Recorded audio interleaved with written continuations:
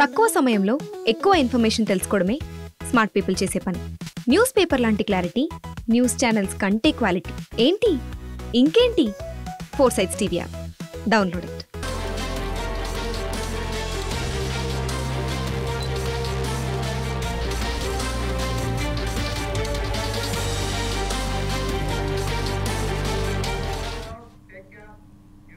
Welcome to 4 Sides TV. నేను మీ అవినాష్ జనగామ. యో watching special drive with me. Telangana శాసనసభలో ప్రశ్నోత్తరాల సమయంలో అధికార కాంగ్రెస్, ప్రతిపక్ష బీఆర్ఎస్ పార్టీల మధ్య మాటల యుద్ధం నడిచింది. కొంతమంది సభ్యులు మద్యం తాగి సభలోకి వచ్చారని, బయటికి వెళ్లిన వాళ్లకి తర్వాత పోలీసులు తనిఖీ చేస్తే తెలుస్తుందని మాజీ మంత్రి BRS party MLA Harish Rao అనడంతో సభలో ఒక్కసారిగా రభస మొదలైంది. ఆయనకు కౌంటర్గా కాంగ్రెస్ సభ్యులు, ప్రతిపక్ష నాయకుడు సభకు రాకుండా ఫామ్ హౌస్లో మందు తాగి పడుకున్నారా అనడంతో సభ మరింత వేడెక్కింది. మనం నార్మల్గా రోడ్ల మీద డ్రంక్ అండ్ డ్రైవ్ టెస్ట్ చేస్తాము. ఇప్పుడు అసెంబ్లీలో కూడా బయట డ్రంక్ అండ్ డ్రైవ్ టెస్ట్ చేయాల్సిన అవసరం కనబడతా ఉంది. కొంతమంది సభ్యులు పొద్దున్నే బాగా డ్రంక్ చేసి సభలోకి రావడం వల్ల వాళ్ళు ఏం మాట్లాడుతుందో సోయి లేకుండా మాట్లాడే పరిస్థితి వచ్చింది. ఇంకొక చిన్న సబ్మిషన్ సార్, మనం నార్మల్గా రోడ్ల మీద డ్రంక్ అండ్ డ్రైవ్ టెస్ట్ చేస్తాము. ఇప్పుడు అసెంబ్లీలో కూడా బయట డ్రంక్ అండ్ డ్రైవ్ టెస్ట్ చేయాల్సిన అవసరం కనబడతా ఉంది. కొంతమంది సభ్యులు పొద్దున్నే బాగా డ్రంక్ చేసి సభలోకి రావడం వల్ల వాళ్ళు ఏం మాట్లాడుతుందో సోయి లేకుండా మాట్లాడే పరిస్థితి వచ్చింది. వాస్తవానికి సభ్యులు అడిగిన ప్రశ్నలకు సమాధానమిస్తూ మంత్రి కోమటిరెడ్డి రోడ్ల విషయంలో బీఆర్ఎస్ ప్రభుత్వం నిర్లక్ష్యం వహించిందని ఆరోపించారు. కాంగ్రెస్ పార్టీ అధికారంలోకి వచ్చిన తర్వాత రోడ్లను అభివృద్ధి చేస్తున్నట్లు వివరించారు. అయితే విషయానికి పరిమితి కాకుండా ఆయన కాళేశ్వరం అంశాన్ని తెరపైకి తెచ్చి ఆ అవినీతిలో హరీష్ రావుకు భాగం ఉందన్నారు. మంత్రి కోమటిరెడ్డి ఆరోపణలపై స్పందించిన హరీష్ రావు ఆ మాటలను రికార్డుల నుంచి తొలగించాలని స్పీకర్ను కోరారు. అదే సమయంలో మంత్రి సంబంధం లేని అంశాన్ని మాట్లాడడాన్ని తప్పుపట్టారు. మరి వాళ్ళు వాళ్ళ ప్రతిపక్ష నాయకుని ఉద్దేశించి మాట్లాడినట్టున్నారు. మరి ఆయన ప్రతిపక్ష నాయకు పాత్ర వహించక ఫామ్ హౌస్ లో దాగి పండుకుంటే వాళ్ళు మామ గుర్తొచ్చినట్టు మా గౌరవ మంత్రి మీద మాట్లాడడం దుర్మార్గం. మా గౌరవ మంత్రి గారు మంత్రి పదవికి త్యాగం చేసిన వ్యక్తి ఇవాళ మీ ప్రతిపక్ష నాయకుడు ఫామ్ హౌస్ లో పండుకుంటే సభను అవగాహనపరిచే విధంగా తాగుబోతుంటున్నావు అంటే మీకున్న అలవాటు మాకున్నాయని చెప్పి మీరు అంటున్నారు. ఇది తప్పు.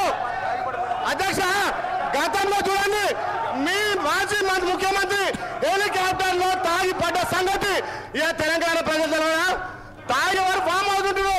మరి మీ ప్రతిపక్ష నాయకుడు ఇలా ప్రతిపక్ష హోదా నిర్వహించకుండా ఇక తాగి ఫామ్ హౌస్ లో పండుకుంటే మీరా మా మంత్రి గురించి మాట్లాడాలి, మీరా మా ప్రభుత్వం గురించి మాట్లాడాలి. గౌరవం కోమటిరెడ్డి వెంకటరెడ్డి గారు మంత్రి గారు మంత్రి పదవికి త్యాగం చేసిన వ్యక్తి, ఆయన గురించి మీరు మాట్లాడే నైతిక విలువలు మీకు లేవు అధ్యక్ష. మీ లెక్క మీ అగ్గిపెట్ట హరీష్ రావు లెక్క ఈ మాట్లాడడం దుర్మార్గం అధ్యక్ష. అది రికార్డుల నుంచి తప్పకుండా తొలగించాలి. మీ లెక్క కమిషన్లు ప్రతి దాంట్లో కమిషన్లు ఖచ్చితంగా అధ్యక్ష తెలంగాణ. అయితే మరో సభ్యురాలు సబితా ఇంద్రారెడ్డి అడిగిన ప్రశ్నకు సమాధానమిస్తూ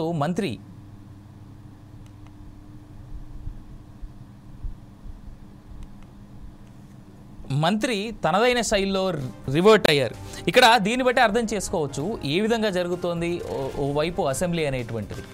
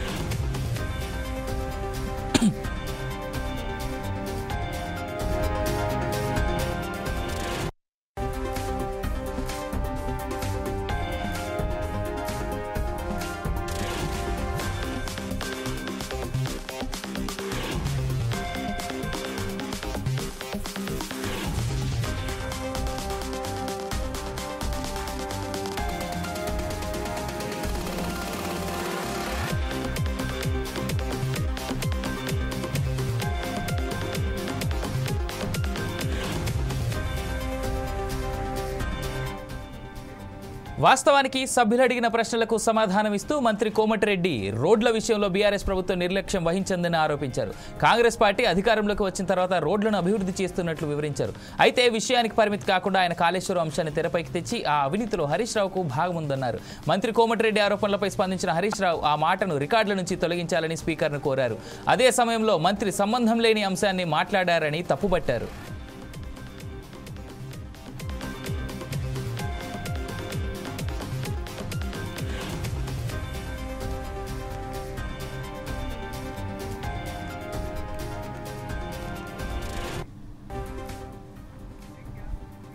అయితే మరో సభ్యురాలు సబితా ఇంద్రారెడ్డి అడిగిన ప్రశ్నకు సమాధానమిస్తూ మంత్రి కోమటిరెడ్డి మళ్లీ హరీష్ రావు పైనే ఆరోపణలు గుప్పించారు. దీంతో ఆగ్రహానికి గురైన మాజీ మంత్రి హరీష్ రావు కొంతమంది సభ్యులు సభలోకి మద్యం తాగి వస్తున్నారని, బయటకు వెళ్లిన తర్వాత పోలీసులతో చెక్ చేయించాలని ఘాటు వ్యాఖ్యలు చేశారు. దీంతో సభలో గందరగోళం నెలకొంది. ఆయన వ్యాఖ్యలకు ప్రతిగా కాంగ్రెస్ సభ్యులు ప్రతిపక్ష నాయకునిగా సభకు రావాల్సిన నాయకుడు ఫామ్ హౌస్లో ఏం చేస్తున్నారని, తాగి పడుకునే అలవాటు కేసీఆర్కే ఉందని విమర్శించారు. అయితే హరీష్ రావు కాంగ్రెస్ సభ్యులు చేసిన ఈ వ్యాఖ్యలను రికార్డుల నుంచి తొలగిస్తున్నట్లు స్పీకర్ ప్రకటించారు. మంత్రి కోమటిరెడ్డి వెంకటరెడ్డి వ్యాఖ్యలను తొలగించే విషయాన్ని పరిశీలిస్తామని హామీ ఇచ్చారు.